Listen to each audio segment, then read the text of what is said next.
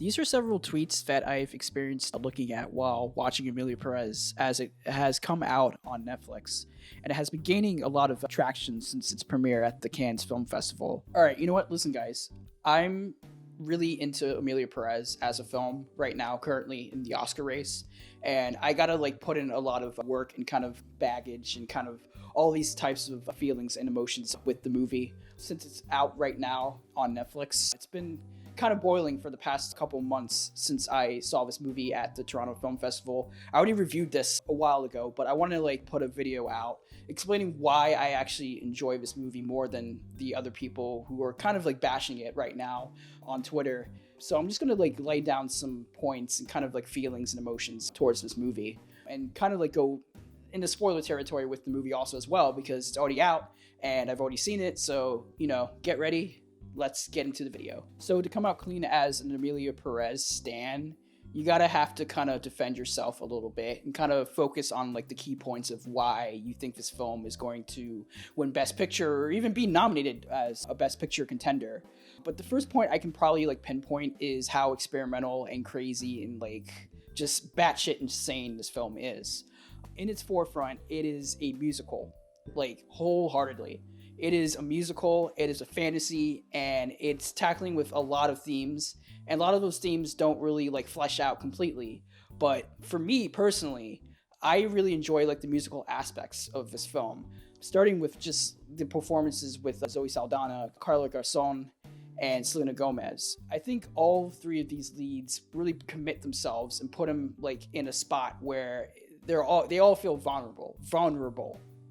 And Zoe Saldana, from the beginning, she's the main character, even though she's, category fraud with a supporting actress, but she's the main lead, and she's carrying the entire movie on her back. She has a lot of great musical moments, especially El Mal in the middle of the film with the gala section, and I was just riveted by her performance through and through. And Carla also, who has a lot of the emotional scenes in the film. But I think when you realize that this film is actually just a fantasy musical, I think all of those emotions and kind of feelings that you have about the plot alone is completely out of the window, and you can kind of take your brain out and be all right, cool, it's just a musical. It's a musical, and it's a camp musical, an experimental one. And coming from a theater background, I'm really into experimental theater and how, one person creates a musical out of thin air and creates it into, a fully fledged theatrical experience. And I think Jacques Audiard did that. He did it pretty well to his own standards, even though he is French and he's trying to, translate it to Spanish. And again, the French to Spanish translation, it turns into a completely literal thing, to the point where the musical number in the beginning of the film dealing with the sex operation findings. Hello, very nice to meet you. I'd like to know about sex change operation. I see. That scene alone is played for laughs, and it's campy, but Twitter is turning it into a shit show, which I will explain a little bit later with my second point. So the second point that I can probably pinpoint with this film is how to defend it as a stand, and also trying to defend it in a way where it feels palatable. And this is coming from somebody who goes on Reddit, goes on Twitter, reads a lot of opinions, and makes up their own mind. And as you can see, for, since it came out on Wednesday, half and half. It's been half and half. Half of the film community on Twitter is either bashing it, or they're just nah, bro, you don't understand the juice. And you know what? You don't understand the juice. I think this movie, it's what it is. It is supposed to be campy. It's supposed to be crazy. It's supposed to give you all these wide range of emotions, and some of these emotions hit, some of these emotions don't hit. And again, going back to the Doctor song in the beginning of the film with Zoe Saldana, singing and kind of talking in, the sing-talky way, explaining herself that she wants to find the sex operation for Emilia Pérez. And the film and the scene itself plays out this really loud and kind of bashful, campy musical number. And for me personally, I was laughing during those 2 moments in the film with the 2 Doctor musical numbers. But it is played for laughs, but it's also played for pretentious emotions. And again, I felt a lot of that. Film Twitter, they love to find a Oscar villain. Last year with Maestro, that was like poised as like the Oscar villain. And what I mean with, being an Oscar villain, it's, a movie that everybody's just like, oh, it sucks, it's not good. But in reality, the industry fucks with it because, that director or actor did a really good job. But, I think Emilia Pérez, on purpose, it is going to be an Oscar villain, but it's probably due to the actual theme of the film and how, scattershot it is. But again, I am going to defend the fuck out of it, not with one of the themes in the film, but just because of the audacity and audaciousness of the film alone. So yeah, I'm just going to say it right here, and you probably already know, Film Twitter is not real. It is a lie, and it does not dictate the entire Oscar race in terms of, getting the net awards. Instead of that, it's just more of a discussion of forum. Usually the idea of it being an Oscar villain does not destroy the entire nature of it being contending for an Oscar. It's just a conversation. It's a dialogue that happens, and usually it does work in its favor. It'll just get nominated anyways. The industry does not care about, the Twitter opinions, aside from it being, if it's a film that has been talked about for, months and months and months and months on end, like Everything Everywhere All at Once back in 2022. But I think Emilia Pérez, it's going to skate past all that. It's just going to be whatever. People are talking about it. People are watching it on Netflix. It's probably going to go number one on Netflix. And it's going to get a lot of nominations. And I don't see it being hurt by, Film Twitter reactions. Now, I actually did put 2 points in my video. I kind of want to backtrack and kind of go focus more on the downside of Emilia Pérez and what it is right now in terms of the race and how it's being perceived as this negative film. First off, I think the theme of this character, Emilia Pérez, turning into a martyr, or kind of a leading figure in activism, is going to piss off a lot of trans people in their community, solely because of the fact that Emilia Pérez has gotten to the point in the film where she escapes, her demons, which is she used to be a cartel gang leader. She used to kill a lot of children and other people and threw them in these really harsh situations, and now she wants to transition out of that emotion and kind of baggage that she has in her past and become, a better person. And I think that type of thematic doesn't flesh out completely, and it also makes her character feel a little bit more sinister, to say the least. And I didn't get that vibe, but when you kind of read into it, you can kind of tell and see why people aren't really buying the whole redemption story of Emilia Pérez, nor the kind of not redemption story, but more of the uprising of Zoe Saldana's character, who starts out as just a normal lawyer who works for the government and then eventually becomes very happy-go-lucky with helping Emilia Pérez transition into a woman and becoming the activist for who she is.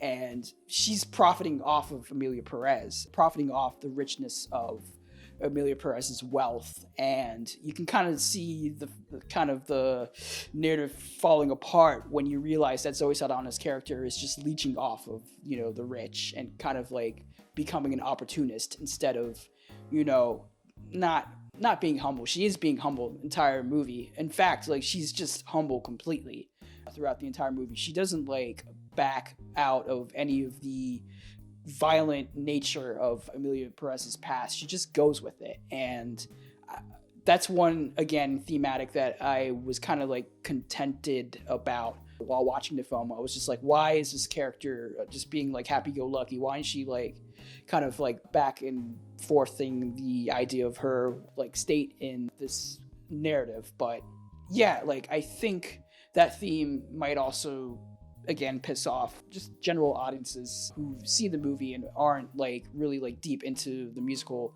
numbers. You get deeper into the movie, it kind of falls apart, especially halfway through the film, where it goes between theme and theme and theme, where it starts out with Emilia Pérez being in contented state of mind, and she wants to become a woman, and then she becomes a woman, and then she becomes an activist, and then by the end of the movie, she gets killed, which is a trap of these types of LGBTQ films.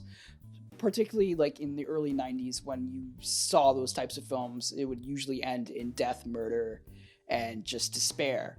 While, you know, it's the modern times and we've seen a lot of LGBTQ films kind of like end in a very happy state, or just in a really realistic way where it's just like, okay, yeah, that's life. But Emilia Pérez, it ends in the trappings of those old like classic 90s films where LGBTQ like 90s films where it just ends with the main gay or trans character getting like murdered or killed. So yeah, that's another one that can probably piss off a lot of, you know, people who want to be progressive and want to like take this film and make it into more of like a progressive statement. It's actually kind of regressive, and that's like the biggest backlash that I can like take from this film. But again, going back to why I actually really enjoyed this film, I think again it's going back to how experimental it is, how audacious it is, how crazy it is, how it's taking a lot of big swings and like pulling it back and forth, and how like all these performances are like going like hard. And for me personally, I ate it the fuck up. I don't care. I really don't care. Like, y'all can boo me whatever you want, but I think Emilia Pérez is one of the most craziest films that you'll see this year, and probably the wildest like best picture contenders that you'll see this year. But I do also want to like highlight a couple kind of like small blurbs that I've been reading about Emilia Pérez. And, you know, at the start, it's going to like underwhelm a lot of people. Some people are going to like take it and be like, oh, well, that was it. Damn, that's crazy. But I think also, again, it's going to enrage and kind of also alternately impress a lot of the people who watch the film and go like, yeah, like it's definitely a type of film that is pulling a lot of like strings and like hitting a lot of swings and misses. And I also want to say that I think in a historical context, it doesn't go super deep into the idea of the cartel and like how they run their operations. They do kind of run in like these different fractions and factions of Mexico, but some, you know, kidnap kids and kill them, and others just like leave them alone and kind of like profit off of them. And historically, you know, again, going back to the film, it is a fantasy. It is a fantasy going through and through, but, you know, that's what it is. And you know what? Yeah, I think that's the reason why I really enjoyed this film. And I think it being kind of labeled as an Oscar villain or a type of film that is just only for awards and whatnot, nah. I think this is the real deal. It's not like Green Book where, you know, it's the only comparison that I can take where the film is just like, oh, we're going to solve racism. You're right. I don't think I've ever met anyone with your appetite. No, I got the bucket so you could have some. This doesn't go like, oh, we're going to solve transphobia. No, it doesn't. It's just like, all right, well, the idea of like transphobia and like living in like a trans body, it varies between person to person. I can't speak for it because I'm cis, but this whole film is just like cis nonsense, and it's just crazy shit happening. And again, you have to like take it as a fantasy like element. If you don't, then it's going to go over your head, or you're going to take it the wrong way, and it's going to be regressive. But yeah, I mean, that's basically it. That's why I wanted to make this video. I just wanted to like get it off my chest before, you know, a lot of other bullshit happens during this race. But I'm going to be continuing, you know, my coverage of the Oscar season, starting with the Golden Globes predictions, which will be coming out pretty soon. But I hope you guys enjoy this video. Subscribe, you know, hit the bell if you want. And yeah, peace out.